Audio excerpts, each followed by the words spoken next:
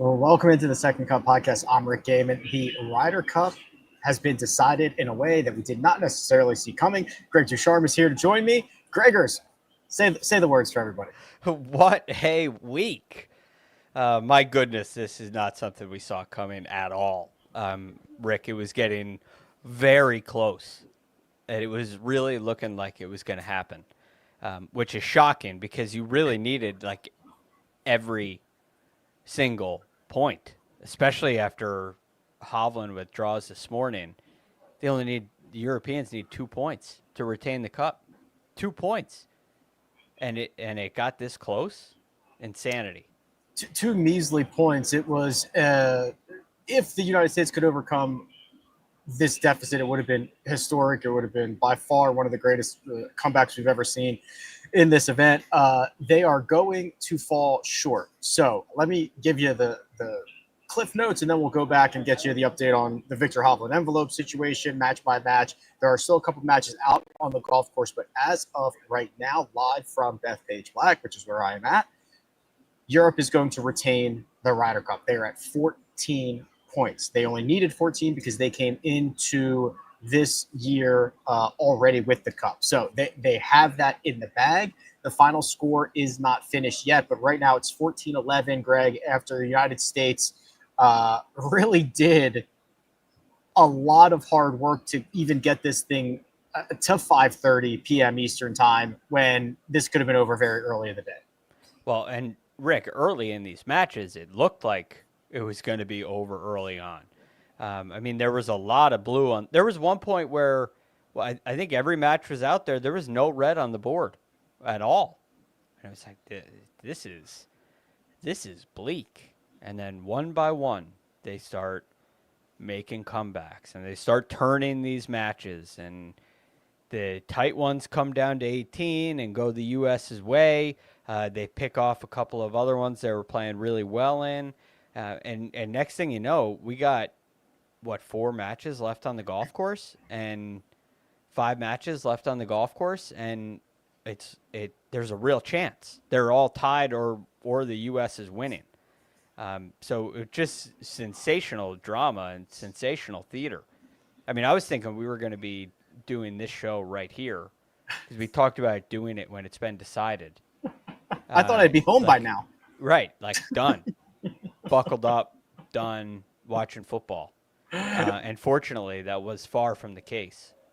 So there were points awarded in this championship before T-balls were even in the air. We discussed this last night. We discussed this envelope rule, this little magic envelope that they have that before, what do we think it is? Before Sunday singles or before the event? Yeah, I thought it was last night. I read a little bit about it. It is before the event they make this decision. So you don't get to see how your guys are playing. You got to basically, once your team is picked, who's my 12th guy, you put him in the envelope. Each captain writes a name in an envelope, and if a golfer cannot go on Sunday singles due to injury, they open up the envelope. That whatever name is in there, they basically say that's the match. Half point gets decided, gets allocated to each player. This has happened now 3 times in Ryder Cup history. It does not come into play a lot. This gave people on the internet a lot of fits, Greg, because the argument is, wow, hold on, Viktor Hovland withdrew basically, and he still gets half a point. So we can discuss whether or not this is a good rule or not, whether this needs to exist, but that is the rule. It's very much the rule. And I think this really just embodies the spirit of the Ryder Cup, which it's so easy to forget now that this is an exhibition. Right? It's an exhibition. It was designed to grow the game and bring the pros from Europe here to play in America and vice versa. And it's so far from that now. You walk around where you are right now, Rick. I've never seen an exhibition that has a media center like the one you're in right now. Yeah. I've never seen an exhibition with a stadium that literally looks like a lot of college football stadiums. Maybe not in the SEC, but there are college football stadiums with that number of seats in them. And that's just on one hole. So it's an incredible build out for an exhibition, but this is the rule. and it's part of the captain's agreement before they start. Correct. And I don't know. I don't know if it's fair or unfair. I think it'd be really disappointing. Like if there's an injury in football, it's a timeout. Only in certain cases is the timeout on the team. There are injury timeouts that are allowed throughout the game that don't count against you as a timeout. And maybe that's not the best analogy here, but it is fair. In this case, it was really bad for the Americans. Right. So I have a lot of thoughts about this, and I tweeted this out, and yes, this is an exhibition, and I don't mean that from the sense of like no one takes it seriously. I think everybody takes it incredibly seriously, but from the PGA of America's standpoint, this is an exhibition. So I liken it to Major League Baseball's All-Star game. When you send your pitchers or your players to that All-Star game, you want them returned without injury. You want them returned in the same way that they came with. So the PGA of America probably put this rule in place however many decades ago, thinking, okay, we don't want a guy who might be a little bit injured trying to play through it, making it worse, and now you're impacting his touring career, right? You want to return them back to the tour, their respective tour, in the same fashion they arrived at the Ryder Cup. So this little rule was put into place to try to avoid that. It is not used very often. You could argue whether it's a good rule or a bad rule. A lot of people act like, okay, who knows? If Viktor Hovland plays, maybe he wins the whole point. They act like this is like a gift of a gift of a half a point to Viktor Hovland for being hurt and the Europeans for being hurt. It's like maybe he plays through it and he just wins the whole point, right? Like who knows what happens? And, yeah, it's a good point. And of course, it only comes into play when that half point gets you 2 points. I mean, that's when it becomes a big deal. And now the final score is going to be, if this ends 14-14, that half point, like they're going to change the rule. But that's the rule in the current format. And one other thing, Greg, because I got so many tweets that were like, well, then why doesn't the team just get up in the first session and say that they're injured the rest of the way and just withdraw? Well, one, these players would never do that. It would be a complete farce, and that's an insane thing to say. And also, this only applies to the first injury. If there was another guy, if Robert MacIntyre also got hurt, that would be a forfeit, and Sam Burns would get the full point. So yes, like everyone knows about this. It just kind of came into fruition today. And it was the perfect storm that it actually like matters. Like it really might end up mattering in a big way, which is fascinating that it could come down to that. That being said, it is without question fair, and you make a great point about one injury. You can't simply have everything in. You cannot do that, and they never would. In fact, if there's a situation where if he started and withdrew, the envelope rule is not in play. Correct.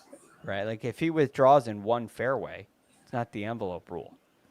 And we even talked about it last night. If they're out there, if the guy that's in the envelope is on 4 green, and the guy is hurt in the 12th match, I don't think it can apply.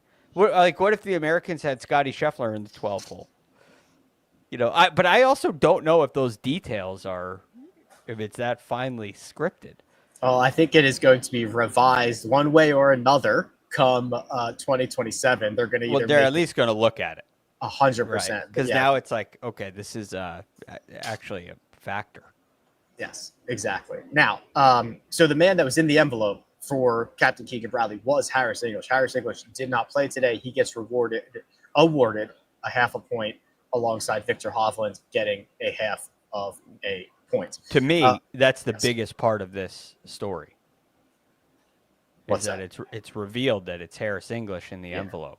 Yes, which normally this does not get revealed. No. And look, to be the 12th best American golfer is no shame, but it points a spotlight to me on what we've talked about the past 2 days with Morikawa and English being in a foursomes pairing together. It tells you not only was it the worst possible pairing, but it also tells you that Keegan Bradley had him as your 12th guy. Right. Before the event started. He took Bradley, his worst player and said foursomes. Yes. Which is missing the mark, as we have discussed at length. As we have. Let's get you up to date on these matches. Literally still 2 out on the golf course right now, but that's not going to stop us. Match number 1, Cam Young versus Justin Rose, went back and forth and back and forth. In fact, Cam Young had a 3-up lead after 12 holes, but we know that Justin Rose does not die easily. He wins 13, 14, and 16, but a beautiful putt and an even better fist pump for birdie on 18 secures Cam Young not only the first full point, but a 3-1 record here at Bethpage. Another instance of a rookie being the leading point getter for the USA. Whoever our next captain is, remember, rookies step up all the time. They often outperform the stars, and that's the case this week. Cam Young was the best player on our team and played like it. And thank goodness Keegan recognized it and put him out here in this first match. We talked about it last night. I don't know if I probably would have gone with Bryson, but I would have had Cam in my top 4 in all likelihood, at least top 6. And he did too. And he said, hey, this is your state. This is your place. Go get him go get him right out of the gate. And he did. And he really should have cleaned this up a lot sooner. But Justin Rose is just unbelievable. He is unbelievable. This was a phenomenal ending. There's that stretch of holes there back across the road where everything's happening in the same spot. And this was chaotic all afternoon long. Speaking of chaos, Justin Thomas is an agent of chaos. He goes up against basically the best player for Europe this week in Tommy Fleetwood. Fleetwood gets up to a 2-up lead through 7. This is kind of the moment where, these matches are going out. First 4 or 5 matches are going out. It's all blue on the board. Justin Thomas fights back, and they play the final 4 holes, all tied up. And then JT does the same thing that Cameron Young does. He makes birdie on 18 and secures the full point, which is impressive, Greg. And I cannot stress how important it is to get full points when Europe is only 2 points away from retaining. Right. I mean, you're talking about 4 halved matches and they win 4 of 12. So you could win 8 matches, halve the other 4, and you lose. You need to win them.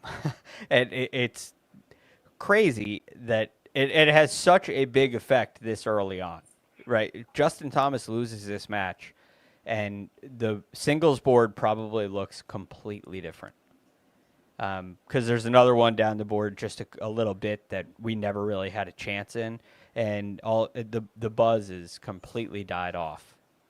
Now, there was another moment where the buzz completely died off because JT holes it from the fairway on 6. Yes, that right. I had just left that group. I was with, I think, Bryson and Fitzpatrick, and somebody said, "Oh my God, Justin Thomas just holed out from fairway on 6." Yeah, little wedge shot from the bottom of the hill. He jars it, but that makes bogey at 7. So he gets it to 1 down. Then right the next hole makes bogey. Fleetwood makes par, and he ends up back at 2 down. That felt like a big buzzkill moment, but fights back with those birdies on 12, gets it all tied up, and he delivers on 18. He's now 4-0 in singles in his Ryder Cup career. Yeah, and he gave us the full-on Justin Thomas celebration on the 18th green, as he should. Phenomenal stuff. Match number 3. Oh, my goodness. Bryson DeChambeau against Matt Fitzpatrick, and Matt Fitzpatrick was beating the pants off of big, beefy Bryson. He was 5 up through 7. Bryson wins 8. Bryson wins 9. Bryson wins 14. Bryson wins 15. Bryson wins 17 and salvages half a point from a match that he had no business getting back across the road. He's 5 down through 7. Matt Fitzpatrick's 4 under. He is just on fire, completely on fire. Bryson knocks it on the green in 2 on 4, albeit a long way away. He makes birdie there. He makes birdie on 5, makes birdie on 6. Bryson makes bogey on 7. He's 5 up. And then Bryson just turns on the afterburners. A big shot on 9, and he's celebrating like he just won the match. He's going nuts, and that got it to 3 down. And then 12, 13, 14, 15, he makes birdie on all of those holes. Bryson DeChambeau was strutting around that golf course. I've never seen anything like it before. It was like he was walking out of the tunnel into a football game. He was fired up. And it's unfortunate that he wasn't able to make birdie on 18. It would have been insane if he did.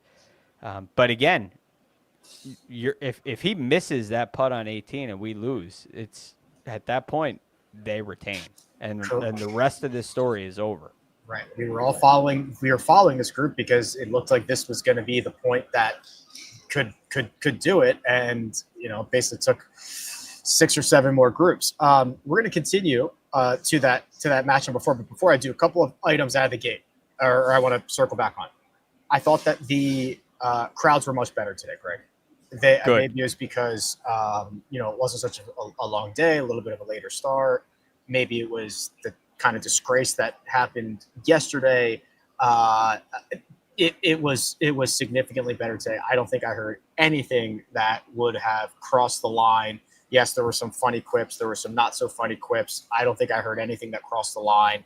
It was a very just positive, exciting, intense crowd that was much more well-behaved. Probably what we would have gotten, or more like what we would have gotten, if the Americans were giving their fans something to cheer for in the team sessions. Yeah. Because, we're going to make noise, but, are we going to cheer for, how are you feeling? Are you excited about the Americans? Today they were. Past 2 days, they were annoyed by the Europeans, I guess. So it's great to hear that they shaped up. I do think that part of that has to do with the Americans giving them plenty to cheer for. And then the other thing is there's back-to-back comments here that say, oh, look, there's Viktor on TV. He looks like he can barely walk. And then this one says, he looks like he's moving around fine. Investigate, which is funny. I spoke with Viktor briefly. I thought he looked a little ginger. Quite honestly, I thought he looked a little like he was protecting it. And he got an MRI last night. Yeah. And just seems like he wasn't going to be able to hit the shots that he was going to need to hit. And I expect that there's a lot of rest coming and maybe some more tests or anything like that. But I thought he looked – I didn't want to dap him up too hard. I thought he looked a little ginger when he was walking around out there. Yeah, you give him a hug and you put him in a wheelchair on the way I don't want out. to be that guy. No. So Viktor Hovland would never – and by the way, if this was a strategy, if you're thinking that, Viktor Hovland would not be the guy you would want to sit out for a half point. First off, you wouldn't want to sit him, and he would never. He's like one of the most competitive guys out there. He's a sick person. Match 4, Scottie Scheffler and Rory McIlroy. Here's your marquee matchup. Rory gets up early, 1 up through 3. Scottie fights back. Scottie holds on after taking the lead at 14. So marquee matchup, not a lot of holes won here. Just 2 guys playing some decent golf, nothing spectacular, and Scottie ends up finally breaking through and getting off the goose egg. Yeah, I mean, basically a terrible tee shot from Scottie at 2 cost him number 2. He made bogey there. Rory made the birdie putt, although he didn't need it. And then at 4, Rory hit a great shot that went over the green and wasn't able to get up and down, so he made par, and Scottie made his birdie. You get to 10, and Rory makes a disgusting double. This is where there were a couple of chirps from the crowd. He backed off, and Rory was looking a little, exacerbated at that point. So he had to back off, steps in, hits There was no shot tracker on it, Rick, but you could see the ball. He hit a low snipe hook and had to hit a fairway wood out of a bunker. He makes double. Scottie makes bogey and wins the hole. Sick. So it's like, I'm thinking this is what happens when you got to play 5 matches. You're just gassed. And then 5 matches when it's not really that meaningful. And it's like, this is tough, right? Not the matchup you expect when you see Scottie, Scheffler, Rory, McIlroy on paper. But then something happened. They started to feel what was happening. Mm-hmm. Rory makes birdie at 11 and starts giving it like a little more of that extra fist pump. He was looking at the crowd, but it felt like he was hyping himself up. Scottie makes birdie at 13. So does Rory. At 15, Rory holes a awesome birdie putt. Scottie hit it in there close. He answers, which was so good. And they end up going 18, having Scottie took a 1-up lead on 14 because he made par. Rory hit a poor shot there, but it ended up being a really tight match and really meaningful. Rory McIlroy goes 3-1-1 in this Ryder Cup, and as mentioned, Scottie Scheffler goes 1-4 here in 2025. Match 5, not a ton to report here. Ludvig Aberg beats Patrick Cantlay 2-1. This was a massive full point for Team Europe in the midst of a board that was full of red and gray. Those are matches that are currently tied. But this was a massive full point for Ludvig, which actually is only the second point he's earned. He went 2-2 this year. Kind of disappointing from Cantlay, who was down, and he ties it up at 8. It's not the guy, when I looked at this board, that I would expect to be a letdown, considering everything that was going on. But he made bogeys at 10 and 12 and got to 2 down, and he never made another birdie. So he was even par for the day. Ludvig didn't really do anything. Made 2 birdies, the rest pars. And this thing ends 2-1 on 17. Kind of the least exciting match of the day. Yeah, one of the bigger blowouts. In fact, this might have been the biggest blowout of the day. Xander Schauffele beats Jon Rahm 4-3, kind of looking like a much better version of Xander. I mean, Xander has the record on 15 today. I think he hit both the grandstand left and the grandstand right at different points this week. But they made the turn tied, and then Xander kicked it into high gear. He won 10, 11, 12, and 14. This ended on the 15th green. Couple bogeys for Rahm on the back 9. It seemed like the magic with the putter kind of left him a little bit in this one. But Xander, give him credit, on his own ball, goes out and makes 5 birdies in a singles match against Jon Rahm. He ends up going 3-1 for the week. I believe, 3-1. He was 2-1 coming into singles. That's right. So, Yep. 3 full points for Xander Schauffele. Really impressive performance, considering he didn't have his best stuff. I mean, thank goodness for Xander, because this could have been real ugly, real embarrassing if it weren't for his performance along with Patrick Cantlay in the Friday morning foursomes. First off, I'm happy to report that Europe has gotten to 14.5, so that half point from the envelope will not be the deciding factor here. So Europe not only retains, but they do it in a way where it's not going to end up being a tie. Who did it? What match it ended? Hatton got a half over Morikawa. Okay. Yeah. So Ben Griffin won? Correct. Okay.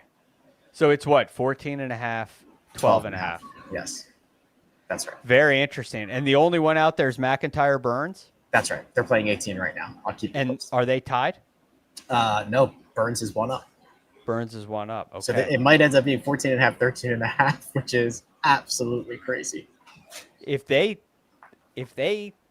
tie the match, I predicted 15-13 Europe. Oh, so you're looking for half a point. I'm looking for half a point. I thought that had no chance after. well, it didn't. I know it had no chance, and it's like within half a point. It's insane. I cannot believe what happened today. Match 7, JJ Spaun continues a great debut in the Ryder Cup. He beats Sepp Straka 2-1. Sepp wasn't playing well coming into this event. He played 3 sessions. He went 1-2. JJ Spaun, who sat out that opening session, gets to play 3 times. He goes 2-1, and I thought he was very good this week at Bethpage. Underutilized for sure. I mean, think about this match. Sepp Straka not very good coming in. Goes out and birdies the first 4 holes. Mm-hmm. Only 2 up. Sepp wasn't. He might have started to feel a little pressure from the crowd because, well, JJ hung with him by making a couple more birdies, won a couple holes with par, so it gets tied up around the turn, and then you see a couple bogeys back to back, 10 and 11 for Straka. And then a birdie from Spaun at 12, another one at 15. That was huge. He was so pumped up. And then he hit a great shot in there into 17. So awesome stuff out of JJ Spaun. I thought he was going to get a little more usage. I thought we'd see him in foursomes. I wish we had. But he's got to walk away very proud of himself. All right, match 8. This is where the deciding point came from. It's Russell Henley and Shane Lowry. These two were embattled in a great match all afternoon long. 2 up for Henley through 14. Lowry wins 15. He throws a dart there. And then on 18, Lowry hits the fairway. Henley hits it into the fairway bunker in what looks like a really kind of nasty position. Henley stuffs one to 9 feet. The U.S. team is going nuts greenside. And Lowry hits it to 6 feet. Henley leaves his putt short, which gives a 6.5-foot opportunity for Shane Lowry to get the retaining point for Team Europe in the 2025 Ryder Cup at Bethpage Black. And he buries it. And he goes bonkers on the green. The disaster is averted, and they are your 2025 Ryder Cup winners. This would have been a real disaster for Europe. Losing this Ryder Cup, it would have been catastrophic. Yeah. And Shane Lowry saved the day. Russell Henley looked like the Russell Henley we wanted on this team today. And he played like it. He went out there and made 8 birdies again. And Shane Lowry makes 6. And it's just this back and forth match. Henley is rolling his rock like the Russell Henley we know until we get to 17. He's got a putt to close him out. I'm like, come on, Russ, you got to end this right now. This cannot, because we can't afford halves, it cannot end. It can't go to 18. You have to end this here, and he doesn't. And then he hits the tee shot on 18, and I'm like, Russell Henley missed a fairway? When we need it the most? I'm not coming down on Russell. I'm just like, after all this, it's going to... And then he hits it on the green. I'm like, oh, you need the magic. This is what you need, a little bit of magic. And then he leaves it short, and it was... I knew it when he missed it. It was an unbelievable shot out of the bunker. We were standing up on the 18th green. It was all over. It was splendid. I have breaking news for you, Greg, because Robert MacIntyre has just beaten Sam Burns on the 18th green to tie the match and set the final score as Europe 15, United States 13. I golf clap to you, my friend, with the exact result. I was questioning my selection.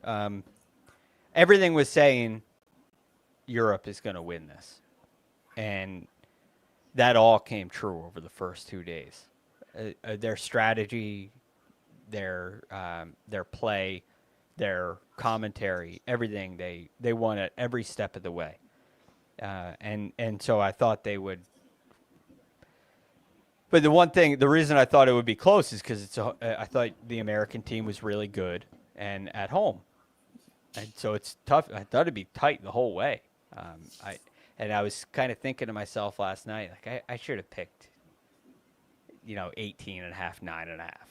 Okay, I knew, I was so convinced that Europe had beaten us before this even started. Why would I say 15-13? I was having these conversations with myself. Like, what do you think? What, you knew that they were dominated us already. Why would you think that this is going to be close? I guess the emotion of the Americans did finally show up, and the home field advantage did finally show up, just a little too late. I still wish we took it, Rick. Yes. My wallet doesn't because I was heavily invested in Europe. But yes, I mean, listen, I think it would have been a sick comeback. Like, I was ready to witness history, right? I was ready to give it all up financially to witness the history that was coming down the pike today. So it would have been cool. We'll run through these last ones quickly here. Match 9, Ben Griffin beats Rasmus Hojgaard 1-up in a matchup of two guys that both sat out both sessions yesterday.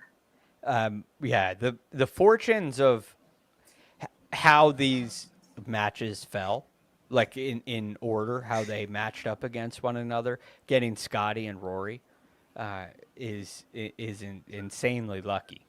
It's one of the reasons why people think we need to change the way Ryder Cup matches are set, so we can get those kind of matches. We get them.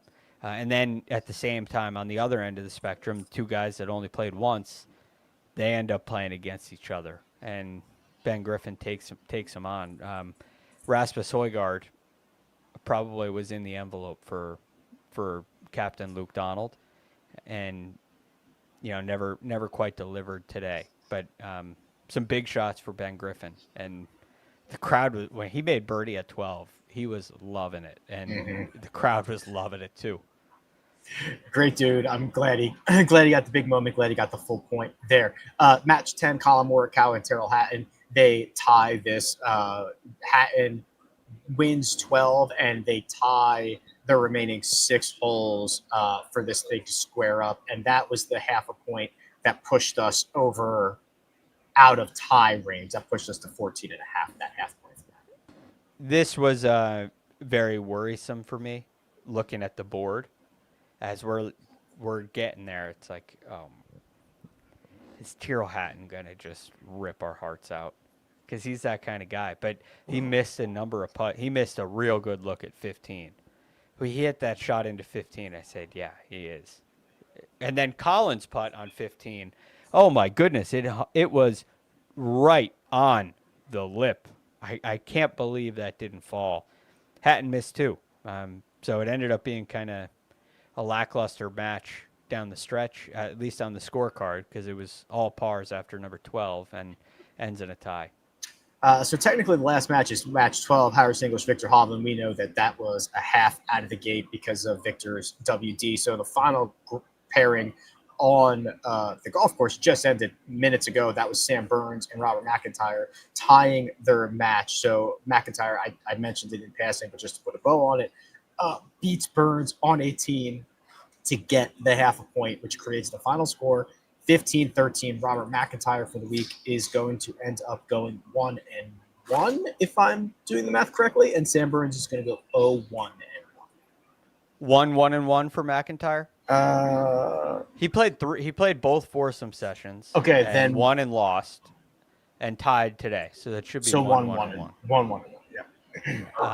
Yeah. Yeah. So this was a good one. They played really well. 3 birdies for both of them on the front 9, and they are tied at the turn. And then just a couple of drop shots from MacIntyre, a couple of birdies from MacIntyre, and all pars for Sam Burns. So it ends up being a tie. Fortunately, it's match play for Robert MacIntyre. He had a terrible tee shot on 15. Yeah. But he's just a dog. It's a dangerous thing when you can put that guy in your 12 spot in a situation like this. If it came down to MacIntyre and it wasn't over already, I would trust him. He just has that look of a clinching point kind of guy. First off, if you like what we're doing here, we do this a lot. Hit the like button. Make sure you're subscribed. We do these recaps and previews all the time after most rounds of golf played around the world.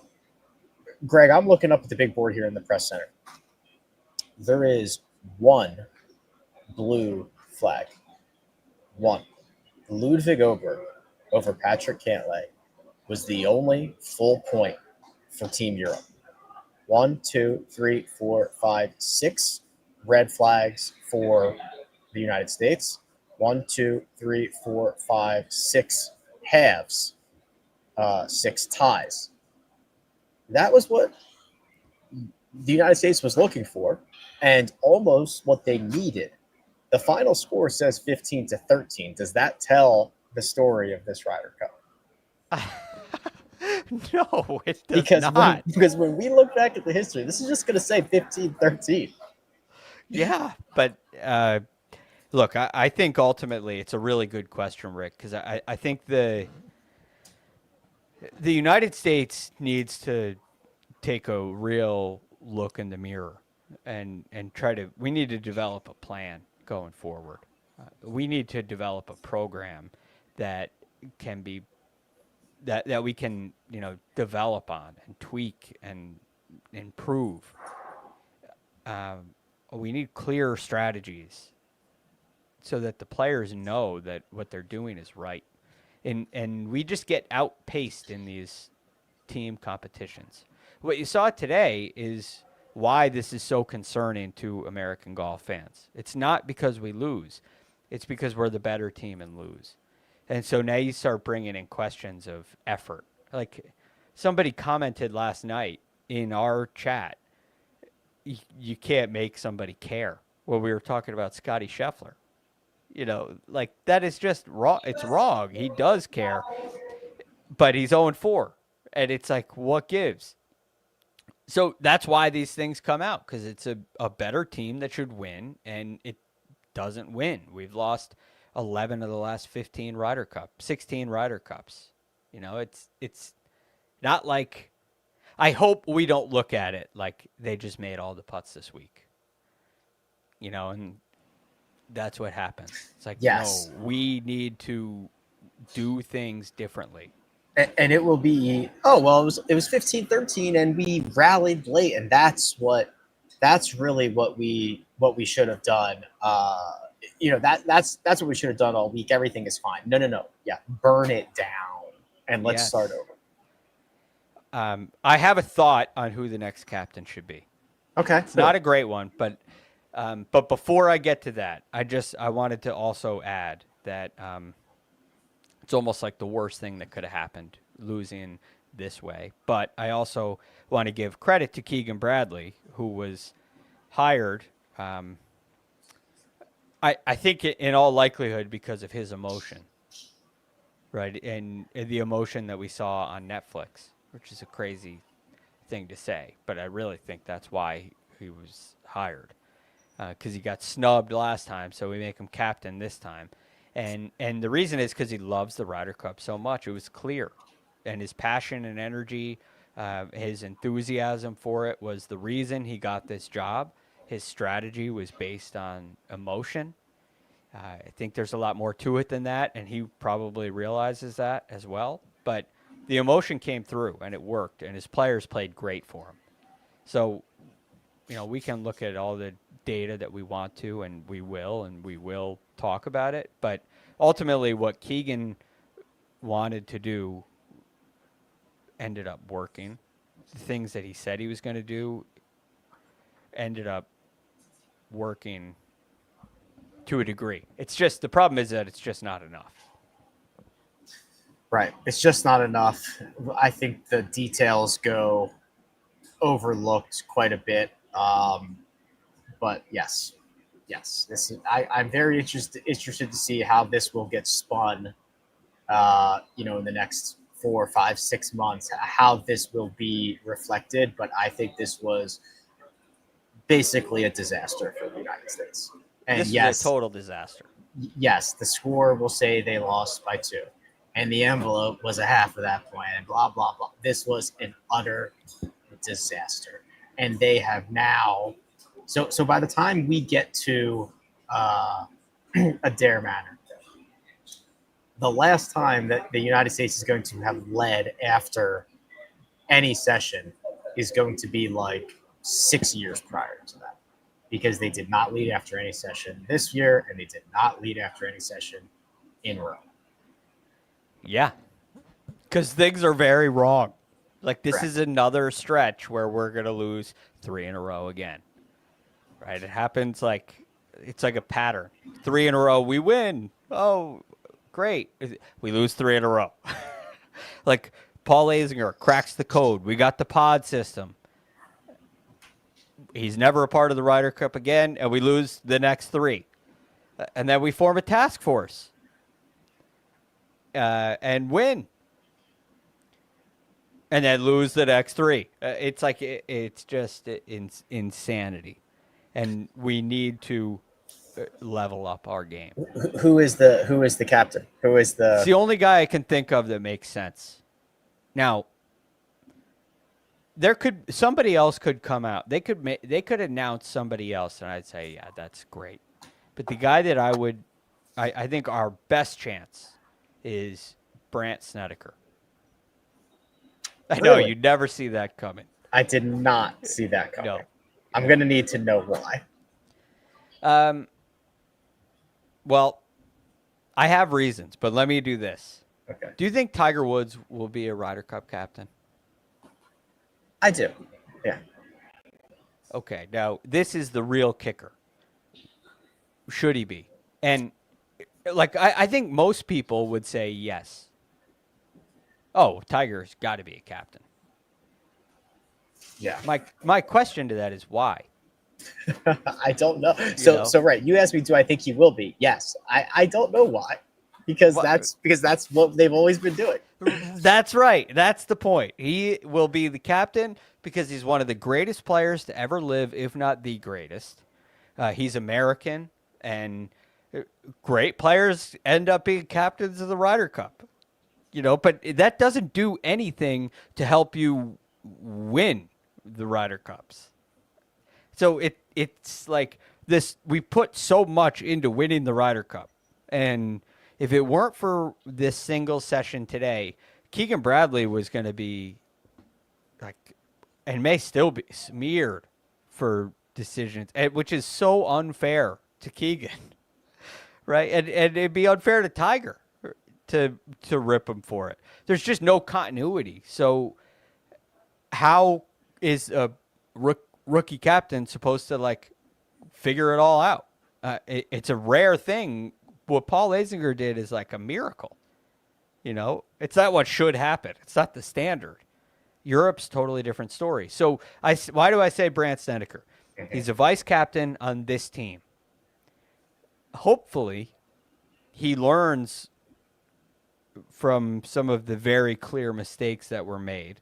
Hopefully, he doesn't say to himself, I don't care what he says in the public, but hopefully to himself, he's not saying, well, they made all the putts.